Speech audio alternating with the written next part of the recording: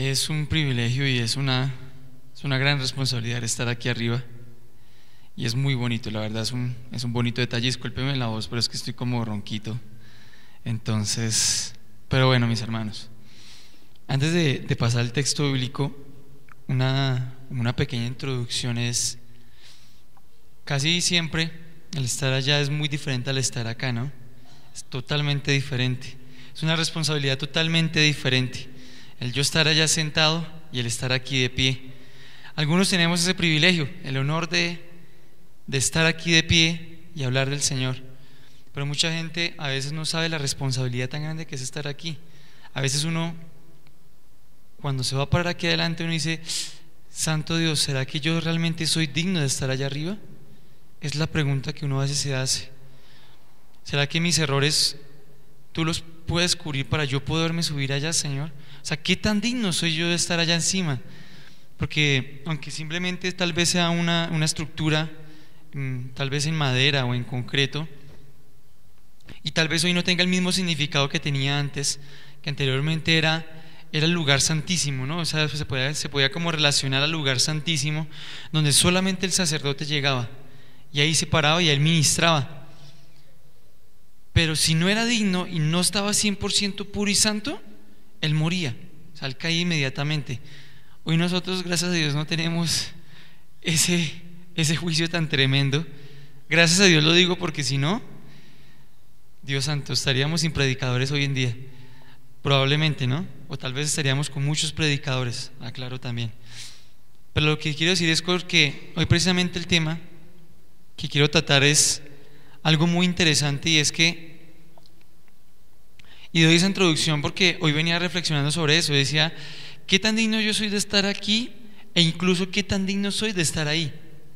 Porque también es una responsabilidad el estar allá. O sea, no solamente el que está aquí dando ese mensaje, diciendo, hablando la palabra del Señor, sino el que está ahí sentado. Si realmente ya conoció al Señor o no lo conoció, es una responsabilidad. Y la pregunta es: ¿qué tan dignos somos de estar ahí? Porque estamos en la casa del Señor esperando una palabra de Él. Por eso hoy el mensaje es un poco, puede sonar de pronto un poco polémico, un poco fuerte, pero es la verdad. El nombre del mensaje es: tú, tu mayor enemigo. Tú, tu mayor enemigo. Y no lo digo de malo, lo digo pensando en lo que alguna vez fue David. La catástrofe o el desastre del ministerio de David no fue por Betsabé, no fue por ella. Ella simplemente estaba bañándose. No fue por sus sirvientes, no. La catástrofe del ministerio de David fue por él mismo, por su propio pecado. O sea, el enemigo más grande que David tuvo por encima de Saúl, por encima de los filisteos, por encima de muchos, fue él mismo. Y yo me pongo a pensar eso: a veces nuestro mayor enemigo y nuestro mayor problema es a veces nosotros mismos. Por eso el mensaje hoy es: tú, tu mayor enemigo. Y los invito, mis hermanos, para que vayamos a 2 Samuel, en el capítulo 22, del versículo 1 al versículo 10. Este texto ya habla mucho de lo que, ya cuando David va a pedir misericordia a Dios por su pecado. Realmente David, mucha gente todavía nos preguntamos, aunque ya lo entendemos, pero aún todavía nos cuesta entender un poco de cómo David llegó a ser un hombre conforme al corazón de Dios, si ese hombre fue muy malo en el buen sentido de la palabra. O sea, él mató, abusó, no, o sea, ¿qué no hizo? Pero hubo algo clave en él, y está precisamente en este capítulo donde dice el cántico de liberación de David. Y es el cántico donde David clama por misericordia. Bueno, aunque en los salmos, la mayoría de los salmos es David diciendo: Señor, mis huesos envejecieron, Señor, ten misericordia de mí, Señor, perdóname, como aparece en el Salmo 51, donde dice: Señor, lávame, límpiame de mi maldad. Pero dice así en el nombre del Señor, los incomoda. Si quieren, pónganse por favor un momento sobre sus pies y lo leemos, por favor.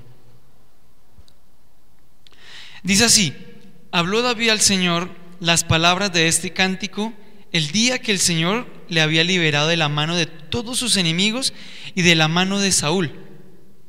Y dijo: Señor, el Señor es mi roca y mi fortaleza y mi libertador. Dios mío, fortaleza mía, en Él confiaré. Mi escudo y el fuerte de mi salvación, mi alto refugio, Salvador mío, de violencia me libraste. Invocaré al Señor, quien es digno de ser alabado, y seré salvo de mis enemigos. Me rodearon ondas de muerte y torrentes de perversidad me atemorizaron. Ligaduras del Seol me rodearon, tendieron sobre mí lazos de muerte. En mi angustia invoqué al Señor y clamé a mi Dios. Él oyó mi voz desde su templo y mi clamor llegó a sus oídos. La tierra fue conmovida y tembló, y se conmovieron los cimientos de los cielos. Se estremecieron porque se indignó Él. Humo subió sobre su nariz, y de su boca fuego consumidor. Carbones fueron por él encendidos. E inclinó los cielos y descendió, y había tinieblas debajo de sus pies. En el nombre del Señor. Señor, como lo iba diciendo ahorita en la introducción, tal vez no soy el más digno de estar aquí adelante, Señor, pero por alguna razón, Señor, me tuviste aquí, Señor, me subiste a este lugar. Por alguna razón, Señor, hoy me tienes aquí, Señor, con un propósito, Señor, pero también sé que con alguna razón tú los tienes a ellos allá adelante, Señor, a los que están por internet escuchando, Señor, con algún propósito. Ellos prendieron sus computadoras, Señor, sus laptops, Señor, para estar ahí escuchando este mensaje. Hoy te pido para que hoy tú me uses a mí, Señor. Señor, como lo declara tu palabra, Señor, no mires mi pecado, Señor, no mires mi maldad, mírame a mí, Señor, y ten misericordia de mí. Y así mismo, Señor, no mires el pecado de estas personas ni de los que están en internet, sino míralos a ellos, Señor, y ten misericordia de ellos y de mí, Señor, para que podamos ver tu amor y tu misericordia en esta noche, en el nombre poderoso de Cristo Jesús. Amén y amén. Bueno, aquí hago una aclaración, y es que este cántico de liberación lo hacía antes de él haber pecado, pero igual es muy parecido. Él decía, yo no sé por qué se me metió esto en la cabeza, pero él decía: seré salvo de mis enemigos. Y yo me puse a pensar en su historia. Vuelvo a la historia de David. Yo digo, él un día se asomó a su palacio, en el balcón de su palacio, y pues tan de malas él, que había una chica muy bonita bañándose desnuda en un patio. Tan de malas él. Pero yo creo que David perfectamente puede haber dicho: santo Dios, ¡tin!, y se entraba. Él se podía haber entrado, pero yo creo que él simplemente fue como: por Dios, ¿qué es todo eso? Yo creo que David, lo digo así como en esos términos, como: por Dios, qué mujer tan bonita. Y además yo creo que él no contempló que era bonita, él contempló que estaba desnuda. Y de una vez él imaginó en su mente: esa mujer tan bonita y yo aquí viendo en el balcón, no es lógico. Yo debo estar allá o ella debe estar aquí. Y ya empezó a codiciar en su corazón. Ahí ya se formó el problema más grande. Ahí arrancó la hecatombe de David. Ahí se vino la caos, ahí se vino lo más tremendo de David cuando él cayó. Vino, se acostó con Betsabé. Además de eso, no calculó los riesgos, ella quedó embarazada. Entonces él, para no quedar en vergüenza y de pronto no deshonrarla a ella, porque ya la había deshonrado, él supo que era esposa de uno de sus mejores soldados, de uno de sus comandantes, uno de sus mejores guerreros, y él prefirió perder a uno de sus guerreros, asesinarlo, porque eso fue lo que hizo David. Realmente lo asesinó, tal vez no con sus propias manos, pero hizo todo lo posible para que él muriera. Entonces no podemos echarle la culpa a Betsabé de que él pecara. La culpa fue realmente de David. Realmente, ¿de dónde nace el pecado? En el corazón del hombre. Entonces, en ocasiones nosotros nos ponemos a mirar y decimos: santo Dios, tanto problema por una mentira. Se formó un problemón, y lo digo por experiencia propia. ¿Y la culpa de quién es la mentira? Pues mía, por haberla dicho. La culpa fue mía por haberla dicho. Claro, después me tocará pagar las consecuencias y todo eso. Pero ¿dónde estuvo el gran problema de David? ¿Por qué digo que tú, tu mayor enemigo? Porque en ocasiones no sabemos controlar nuestros deseos, nuestro pecado. Entonces, lo digo de esta manera, lo voy a colocar de esta manera un poco más jocosa.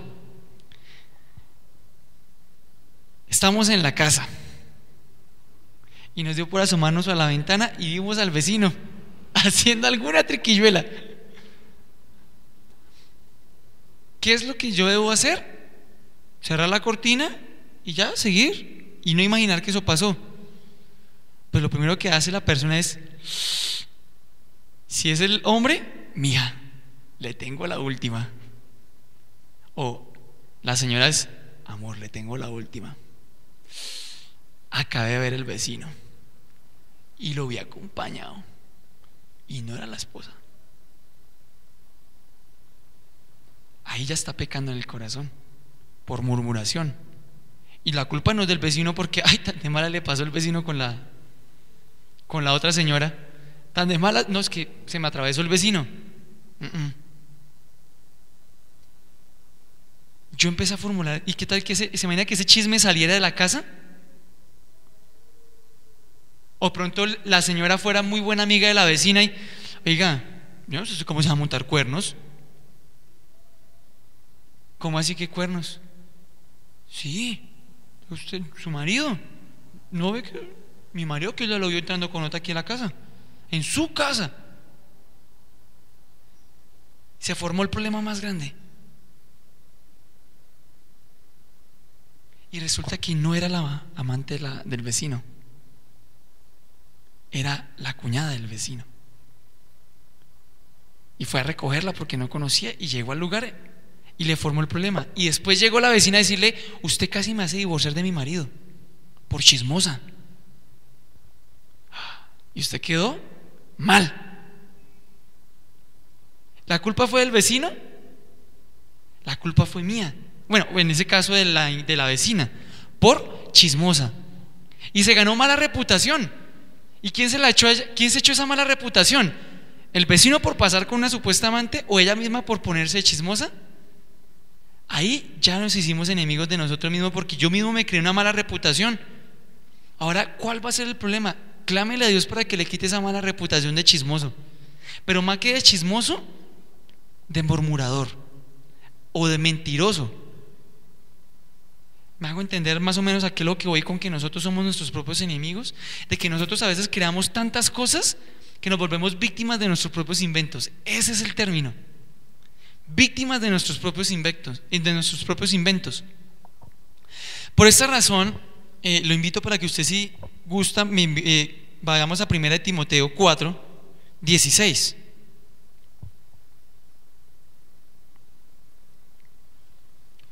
La verdad va a ser muy breve con este tema porque es muy al punto y conciso. 1 Timoteo 4:16 dice así: Pablo le escribe la carta a Timoteo, pero le dice algo muy interesante a Timoteo y le dice: ten cuidado de ti mismo y de la doctrina, persiste en ello, pues haciendo esto te salvarás a ti mismo y a los que te oyeren. Tremendo eso, ¿no? ¿Por qué Pablo le diría a Timoteo: cuídate de ti mismo? Cuídate de ti mismo. O sea, Pablo le está diciendo: pilas, hermano, cuídese de usted mismo, porque usted una palabra mal dicha,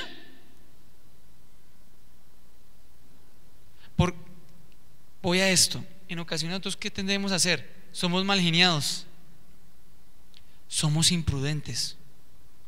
Vuelvo al tema, somos chismosos, somos altaneros. Eso es algo que va en contra de nosotros mismos. Una persona imprudente, ¿qué pasa con una persona imprudente? Queda en ridículo donde esté, por imprudente. Una persona con ira puede quedar en vergüenza porque se alborotó, se le saltó la chispa y se agarró con todo el mundo. una persona mentirosa, nadie le va a creer. Enemigos de sí mismos. En ocasiones nosotros mismos pero ¿saben por qué es esto? Porque nos olvidamos de Dios. No tanto que nos olvidemos de Dios, dejamos de buscar a Dios. O sea, a mí me chocó mucho esto porque yo no puedo decir, es que ustedes son pecadores, yo soy más pecador que ustedes. Y lo digo porque así Pablo se lo decía a muchos de sus en Corintios, decía, yo Pablo aún más pecador que ustedes soy. ¿Por qué? Porque Pablo sabía que también cometía errores, pero él siempre le decía, Dios, direccióname, Dios, búscame. Pero en ocasiones nosotros, sabiendo que somos chismosos, sabiendo que somos mentirosos, nos gusta. Y podemos tener ya mala reputación, pero no nos importa porque a mí me gusta ser chismoso, me gusta ser mentiroso. Y no saben lo que están provocando eso. Pero ahí Pablo le decía, ten cuidado de ti mismo y de la doctrina, porque en ocasiones lo que nosotros vivimos es una doctrina falsa. Nosotros debemos de vivir la doctrina de Cristo. Esa es la doctrina que nosotros tenemos que vivir. Una doctrina de amor, de misericordia, de compasión, de perdón. Una doctrina donde nosotros perdonemos, amemos a nuestros enemigos, amemos a nuestros hermanos, pero no lo tenemos. Entonces dice, cuídate de la doctrina. Y yo pienso aquí, ¿de cuál doctrina? De la que nosotros a veces mismos sacamos, porque nos olvidamos de seguir la doctrina de Cristo para seguir mi doctrina. Yo aquel día decía esto, y es que en ocasiones nosotros simplemente queremos ver lo que nosotros queremos ver, pese a que los demás ven lo que realmente estamos fallando. Pero como soy yo y yo quiero ver que estoy bien, no me importa lo que los demás digan. Esa es mi doctrina. Y ahí ya me estoy volviendo, sigo siendo enemigo de mí mismo, porque me estoy destruyendo, porque no estoy creciendo en el camino del Señor. Y así mismo pasa con el pecado. El pecado llega, llámele pecado como el que usted quiera, hasta el más mínimo, una mentira, dejamos que llegue, se cultiva y va creciendo. Pero como nunca la frenamos, nunca le dimos pare, nos empezó a destruir. Y entonces Pablo dice, persiste en ello. ¿En qué persista? En la palabra del Señor. Pablo, aquí vemos a un Timoteo, y Timoteo se ve que era un joven, porque realmente era un joven. Yo pienso que no tenía más de 30 años, de pronto más de 40 años máximo tendría él. Yo creo que eso era mucho, yo creo que él tenía 30 años porque él lo llamaba de joven. Guárdate en tu juventud. Entonces yo creo que por máximo él tendría 30 años. Timoteo yo creo que no tendría más de 30 años, era un pelado. ¿Y qué pasa? Yo le digo, y lo hablo desde mi perspectiva como joven. Uno de joven tiene muchos enemigos como sí mismo, que uno quiere descubrir el mundo, que uno quiere probar esto, que uno quiere, y empieza a tenerse cosas y cosas. El adulto es lo mismo. Bueno, que yo ya soy un joven adulto, ¿no? Ya de joven no tengo mucho, ya soy un joven adulto. Entonces ya tengo de las dos cosas, todavía tengo un poco de lo joven y un poco de lo adulto. Pero él decía, guárdate en tu juventud. Él decía, guárdate de tus placeres, de tus cosas, porque ese es tu mayor enemigo. Tu mente es tu mayor enemigo. ¿Ustedes por qué creen que los jóvenes tal vez están ¿por qué creen que los jóvenes caen en las drogas? Porque los jóvenes no logran dominar su propia mente. Su mente los domina a ellos. Su propia conciencia no tiene capacidad de dominar su propia mente y resultan cayendo en las drogas. Imagínese usted dominado por su propia mente. Es increíble. Y dice, pues haciendo esto te salvarás a ti mismo. Sálvate a ti mismo. Sálvate a ti mismo. O sea, uno dice, pero ¿cómo así uno se salva a sí mismo? ¿Cómo es?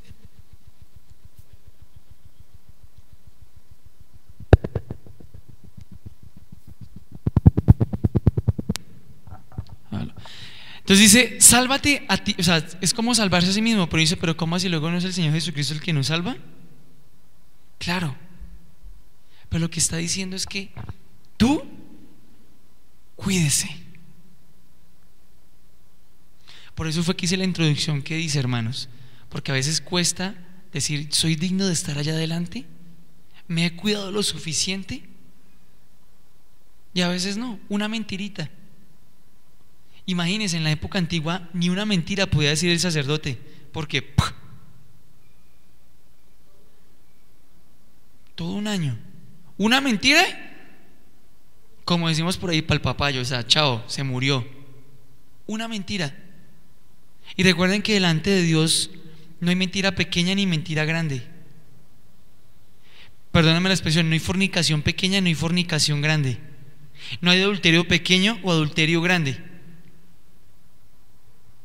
Es adulterio, es fornicación, es mentira, es murmuración, es asesinato, sea como sea. No, pero es que yo dije una mentirita, pero él sí con la vecina. No es lo mismo. Delante de Dios es exactamente lo mismo. Lo único que pasó con David, por ejemplo, fue que David pidió perdón. ¿Sabe cuándo realmente nuestro propio enemigo se vuelve más grande? Cuando nuestro orgullo no nos permite pedirle perdón a Dios. Decirle, pero es que yo no la embarré, yo no cometí ningún error, fue una mentirita. Y en ocasiones hacemos ver que esa mentirita no es tan grave, o simplemente hacemos ver que la mentira no era una mentira, era una verdad.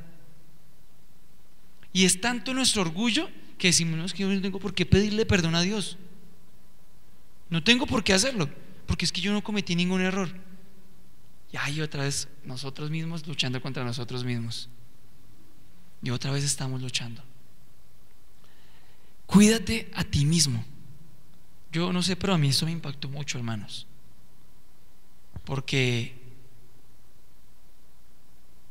hablar de Dios a otros para que se cuiden y uno no tiene la capacidad de cuidarse a sí mismo es complicado. Decirle a otros, guárdese del pecado, y uno no tiene la capacidad de guardarse a sí mismo del pecado es complicado. Mis hermanos, guárdense ustedes mismos. Guardémonos de las mentiras, guardémonos de cualquier otro tipo de pecado. Hermanos, el pecado nace en el corazón y no es necesario uno decir la mentira, sino simplemente ya pensarla aquí o sea, crearla en el corazón para ya haber pecado. El hombre no tiene que literalmente llegar al acto físico con otra mujer para ya haber pecado. El simple hecho de haberla codiciado en su corazón ya pecó. Y eso lo leí aquel día en un libro donde el hombre decía, era un libro como de sexualidad para jóvenes, y eso decía: joven, si tú ya viste una mujer y sientes que pronto va a crecer esa, de una vez trata de decirle a Dios: Señor, guarda mi mente, porque al momento que tú dejes que ese pensamiento pase al corazón, ya pecaste, porque ya la estás codiciando. Y eso es lo que nos enseña el Señor Jesucristo, ¿no? Él fue el que nos enseñó que el pecado no es hacerlo físicamente, es ya desearlo en el corazón. Cuídate de ti mismo, te salvarás a ti mismo y a los que te oyeren. Tremendo, ¿no?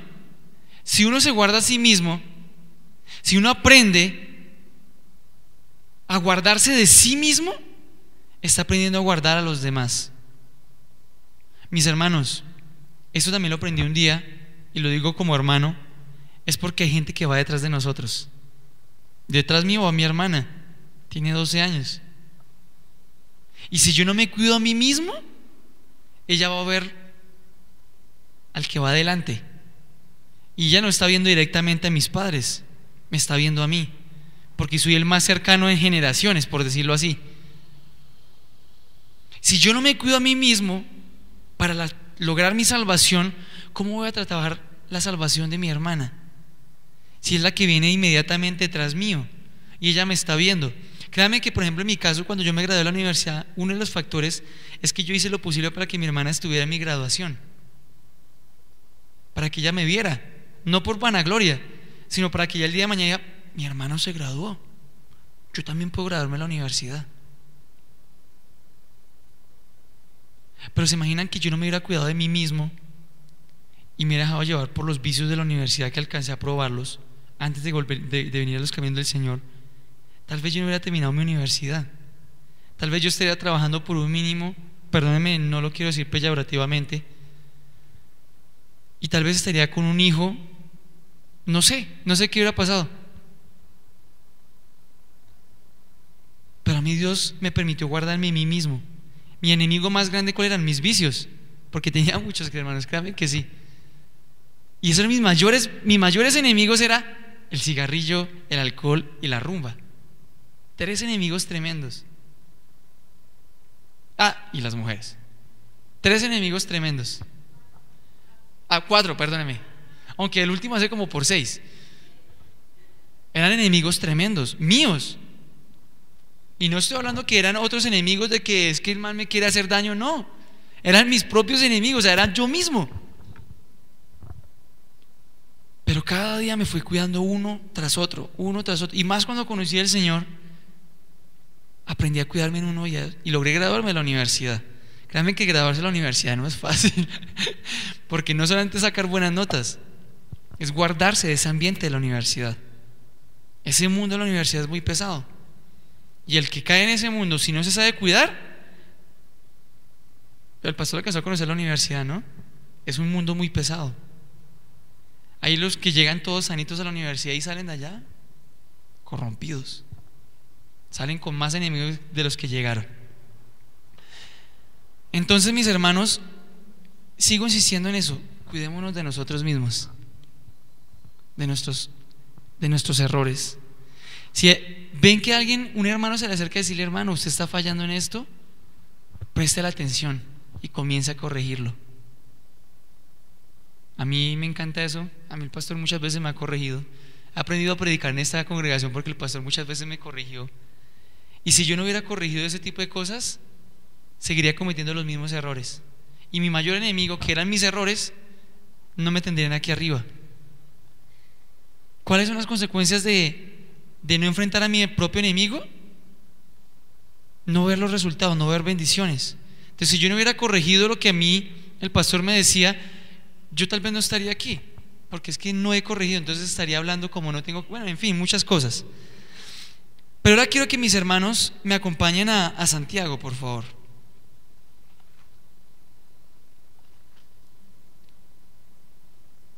Y con esto prácticamente voy cerrando, porque sé que tal vez no tenga una trama muy precisa en esta predicación, pero sigo insistiendo en que tenemos que cuidarnos de nosotros mismos. No me saco esa idea de la cabeza. Mis hermanos, ¿ustedes se han dado cuenta que muchas veces nosotros culpamos a Satanás de nuestros pecados? No, es que Satanás me puso la patica. Y Satanás, no es que Satanás, y es que Satanás, ese pobre Satanás lo teníamos más asolado. Mire, mis hermanos, Satanás, el trabajo de Satanás es muy sencillo. Él no le toca muy duro. Él simplemente tiene que deshacer el empujoncito final. Nosotros nos encargamos de llegar al borde del abismo. Nosotros nos encargamos de pararnos al borde del abismo. Satanás simplemente hace el empujoncito final. Pero si nosotros estamos aquí, estamos lejos del peñasco, ¿será que nos vamos al peñasco? Probablemente no. Pero como nosotros seguimos y llegamos al borde y estamos felices viendo el río desde el borde, dice Satanás: este man como que quiere echarse un clavadito en el río, pues yo le ayudo. ¡Puf! Y eso lo vamos a entender en Santiago. Santiago 1:14 dice así. Leámoslo desde el 13. Dice: cuando alguno es tentado, no diga que es tentado de parte de Dios, porque Dios no puede ser tentado por el mal, ni Él tienta a nadie. Y nosotros a veces, lo digo en especial por los jóvenes, en los jóvenes, ¿cuál es el mayor pecado ahorita en los jóvenes? ¿Cuál es? La fornicación, las drogas y la idolatría, probablemente. La idolatría a sus grupos urbanos. Son las tres cosas que se están consumiendo hoy en día los jóvenes: fornicación, drogas e idolatría. Y otras más tal vez, probablemente, no sé. Sé que hay muchas, pero sé que esas son las tres más fuertes que hoy están consumiendo a la juventud: fornicación, drogas e idolatría. Y en ocasiones un joven cristiano dice, llega y le dice a otro: uy, hermano, es que a mí Dios me está tentando con esa muchacha, es que esa vecina. Y a veces los mismos hombres o las mismas mujeres, una mujer que está en casa dice: ese vecino está más bueno, mano. Y se le olvida que está casada. ¿Sabes que el Señor le coloca unas tentaciones a uno? Y la gente literalmente habla así. No lo estoy exagerando, por algo la Biblia lo habla. Pero dice: Dios no tienta a nadie. Claro, Dios nos prueba, pero créame que Dios no nos va a probar colocándonos una muchacha guapa al lado. Eso no es una prueba de parte de Dios. Créame que no, porque eso no implica sufrimiento. Las pruebas de Dios implican sufrimiento. La tentación implica placer. Entonces, aprendamos a diferenciar eso. Cuando ustedes vean algo como que dice: uy, pues yo le digo porque hace poquito en el túnel de Ricaurte a una señora se le cayó un fajo de billetes y yo sin un peso en el bolsillo y decía: Señor, qué tentación tan grande. Pero no dije que el Señor me la había puesto, ¿no? Yo creo que ahí vean como 300,000 y la señora se le cayó así el bolsillo. Y yo vi el billetico y yo cogí el billete: señora, se le cayó su paquetico de billetes. Ay, muchas gracias. Yo puedo haber dicho: Señor, qué tentación, y yo sin plata, pues aproveche. Eso me implicaba placer.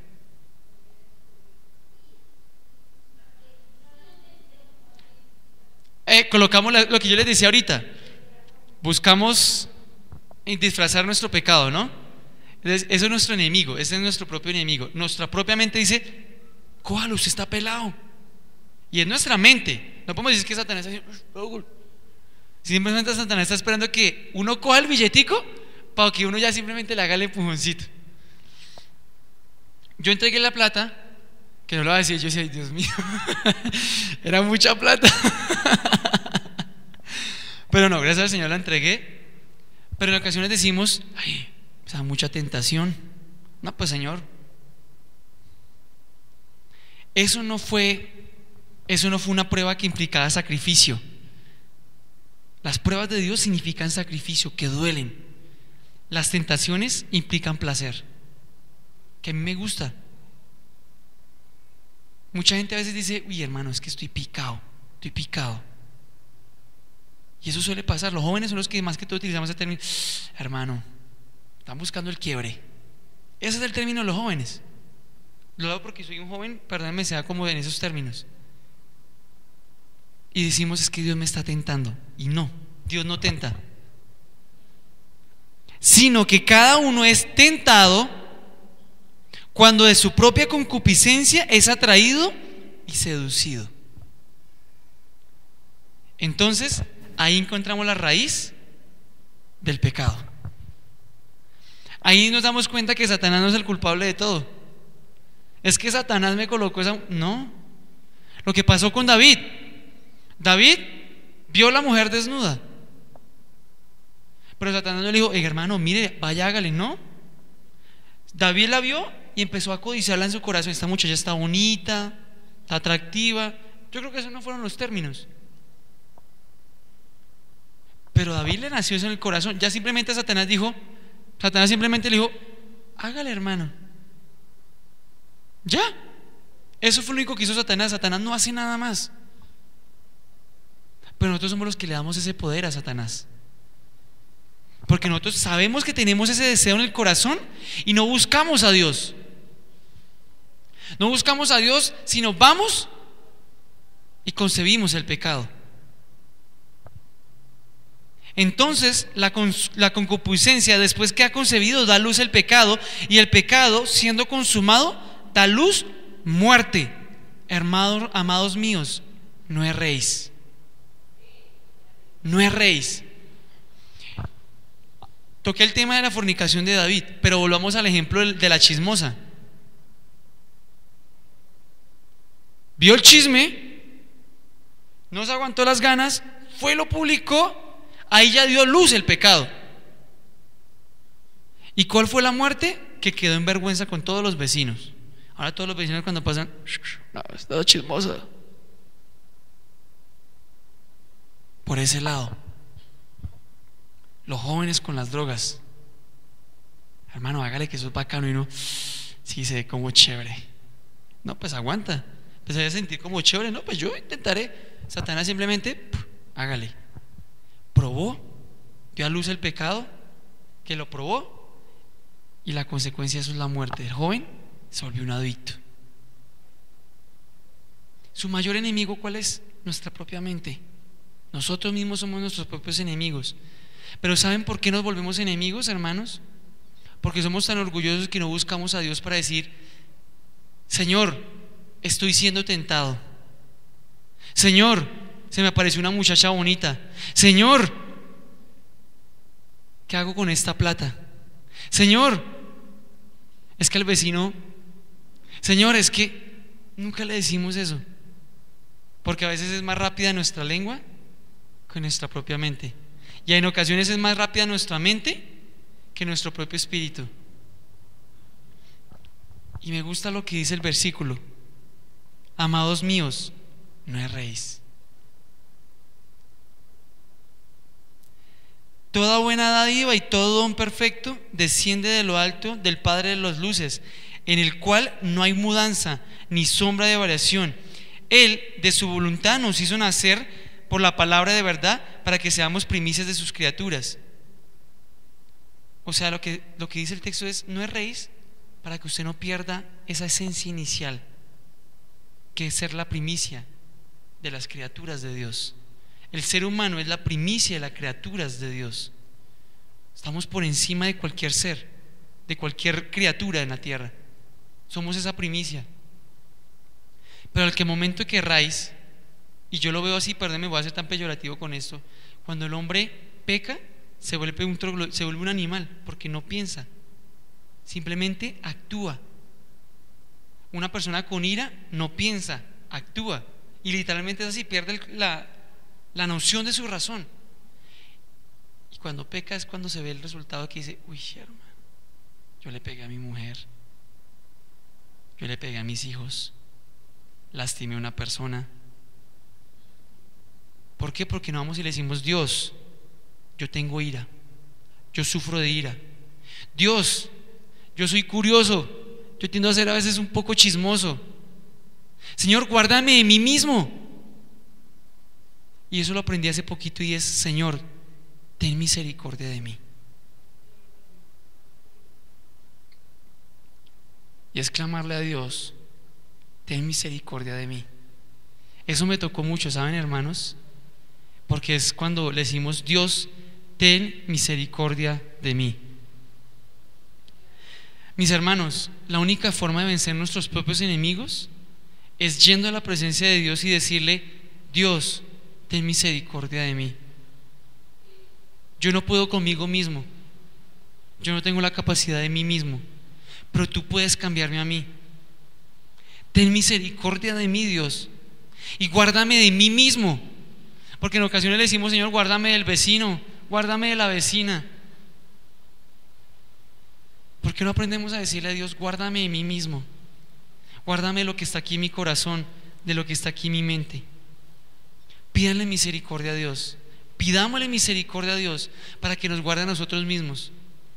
Y créame, se lo digo por experiencia, a veces uno le dice: Dios, si ir a ese lugar me va a generar problemas, que pase algo para que yo no se dé ese momento.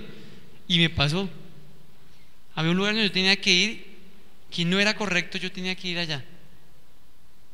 Yo decía: Señor, yo estoy tentado de ir allá, yo quiero hacerlo, en mi carro yo quiero, pero yo sé que eso no es bueno. Dios, guárdame, haz algo para que eso no suceda. Y efectivamente pasó que todo se distorsionó para que yo no pudiera llegar a ese lugar. Y yo lo único que hice fue que me paré, me puse a mirar al cielo y me puse a reír. Yo decía: Señor, gracias, porque tú sabías que yo tenía algo aquí y tú lo cortaste. Dios es fiel porque le clamamos misericordia. Pidámosle misericordia a Dios. Solo pidámosle misericordia y Él nos guardará de nosotros mismos. Y aprenderemos a tener testimonio, nos salvaremos a nosotros mismos y lograremos salvar a los demás. Mis hermanos, les pido que se pongan sobre sus pies. Recuerden que su mayor enemigo es usted mismo. Nuestro mayor enemigo es nosotros mismos. Clamemos por misericordia a Dios para que el enemigo siga siendo Satanás. Para que el enemigo siga siendo Satanás. No seamos nosotros.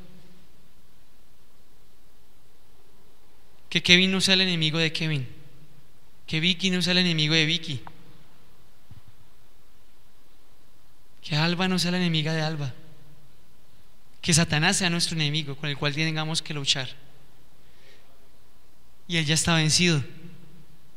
Ya está vencido. Gracias, pastor, por eso, porque es verdad. Ya está vencido. Ahora hay que vencer nuestra propia carne. Señor, yo quiero darte toda la gloria y toda la honra, Señor, porque tú has sido fiel. Señor, no sé si hablé directo, si no hablé directo, si fui ordenado o no fui ordenado, si me desvié, no sé, Señor. Pero tan solo te pido, Señor, que hayas tocado el corazón de esas personas como mi propio corazón, Señor. Padre, nos hemos dado cuenta que hemos pecado, Padre, y que a veces no son los entes externos que nos hacen pecar, sino nosotros mismos. Nuestra propia concupiscencia, nuestros propios pecados, nuestros propios errores nos hacen llevarnos al error, al pecado, a la muerte. Hoy te pido, Dios Todopoderoso, para que tú tengas misericordia de nosotros. Ten misericordia de nosotros y guárdanos de nosotros.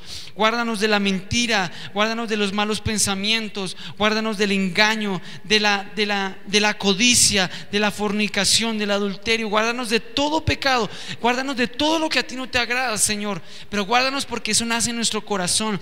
Mata el pecado en nuestro corazón, Señor, para poder llevar vidas libres en ti, para llevar vidas santas en ti, Señor. Padre, queremos amarte, queremos glorificarte, pero tú sabes que nosotros, Señor, somos carne, somos pecados, Señor, pero sabemos que tú nos guardas, Señor. Por eso te pido para que tú tengas misericordia y guardes nuestro corazón, guardes mi corazón, el corazón de mis hermanos, para que podamos llevar una vida santa, Señor, y para que nuestro enemigo no seamos nosotros mismos, sino que el enemigo siga siendo Satanás, que ya fue vencido en la cruz del Calvario, Señor. Hoy te glorificamos y te exaltamos y te pido para que tú nos guíes cada día, Señor, para tomar las decisiones correctas, Señor, para orar en el camino correcto, Señor.